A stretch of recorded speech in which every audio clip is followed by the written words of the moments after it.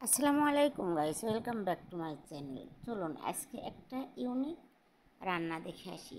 আমি প্রথমে এখানে কিছু পেঁপে, গাজর আর আছে ঝিঙে আর কয়েক পিস কলা আছে আর কিউব করে পেঁয়াজ কেটে নিয়েছি।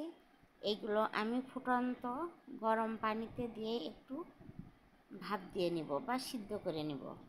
ওর ভিতরে একটু লবণ দিয়ে দিয়েছি আর ওইটা নামিয়ে আমি ট্যাপের নিচে দিয়ে পুরো সবজিটা ঠান্ডা করে নিয়েছি। আর এখানে আছে রসুন কুচি আর একটু আদা কুচি। আমি ফ্রাই প্যানে একটু তেল দিয়ে দিলাম, দিয়ে 1 টেবিল চামচ মতো ঘি দিয়ে দিয়েছি। দিয়ে রসুন একটু ভেজে নিচ্ছি, নেওয়ার পরে গাজরটা দিয়ে দিচ্ছি। আর পেঁয়াজটা কিন্তু আপনারা পরে দিবেন।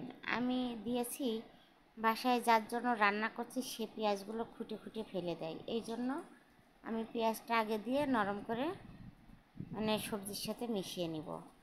পেঁয়াজটা নাড়াচাড়া করার পরে নিয়ে নিয়েছি মাংস দেওয়ার পরে দিচ্ছি একটু লবণ। দেওয়ার পরে এখানে দিয়ে দিব সয়া সস 1 টেবিল চামচ আর দিয়ে দিব সাদা গোলমরিচ, আপনারা কালোটাও দিতে পারেন। আর দিয়ে দিচ্ছি চিলি ফ্লেক্স। দিয়ে এগুলো মিশিয়ে নেব। একটু ধনিয়ার গুঁড়া আছে আর অল্প একটু জিরার গুঁড়া আছে, সব পরিমাণে অল্প, হাফ চা চামচ করে। এগুলো দিয়ে ভালোভাবে মিশিয়ে নেওয়ার পরে এগুলো যখন একদমই মাংসটা আপনাদের দেখিয়ে দিচ্ছি সিদ্ধ হয়ে যাবে, সেই সময় আমি সবজিগুলো দিয়ে দিব। আমি কিন্তু 1 টেবিল চামচ মতো কর্নফ্লাওয়ার গুলিয়ে সাইড করে রেখেছি।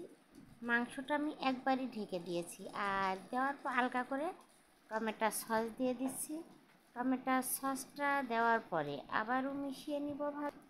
মেশানোর পরে আমি যে সিদ্ধ করা সবজিটা হাফ সিদ্ধ, ওই সবজিটা এই মাংসর ভিতরে দিয়ে দিব।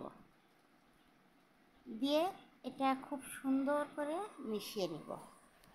এখানে কিন্তু আপনারা ক্যাপসিকাম অবশ্যই অ্যাড করবেন, আমি ভুলে গেছি আর দেওয়া হয়নি।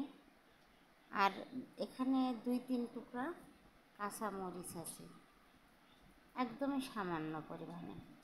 এটা দিয়ে আবারও সুন্দর করে মিশিয়ে নিলাম। কালারটা দেখছেন কত সুন্দর হয়েছে। এবার দিয়ে দিলাম 1 চা চামচ তিলটা ভালোভাবে মিশিয়ে নেওয়ার পরে কর্নফ্লাওয়ার গুলিয়ে সাইড করে রেখেছি বলেছিলাম, ওইটা এবার দিয়ে দিব। দিয়ে সুন্দর করে নাড়াচাড়া করে মিশিয়ে নিলাম। নিয়ে স্বাদটা ব্যালেন্সের জন্য আমি হাফ চা চামচ এখানে চিনি অ্যাড করে দিব। দিয়ে আবারও মিশিয়ে নিচ্ছি। নিয়ে এইবার আমার রান্নাটা ডান। এসব রান্নাগুলো কিন্তু ছোট ছোট বাচ্চাদের করে দিলে ওরা কিন্তু খুব মজা করে খাবার খায়, সেই সাথে সবজিটাও খাওয়া হয়ে যায়, মাংসটাও খাওয়া হয়ে যায়। আর এটা তো বড়রা অবশ্যই পছন্দ করবে। এটা খেতে কিন্তু দারুণ। আপনারা এই খাবারটা এইভাবে ট্রাই করতে পারেন। সবজি আরও অ্যাড করতে পারেন বাসায় থাকলে। আমার হাতের কাছে যে কয়টা ছিল সে কয়টা দিয়েছি। এটা কিন্তু রুটি পরোটার সাথেও খাওয়া যায়। ভালো লাগলে শেয়ার করবেন।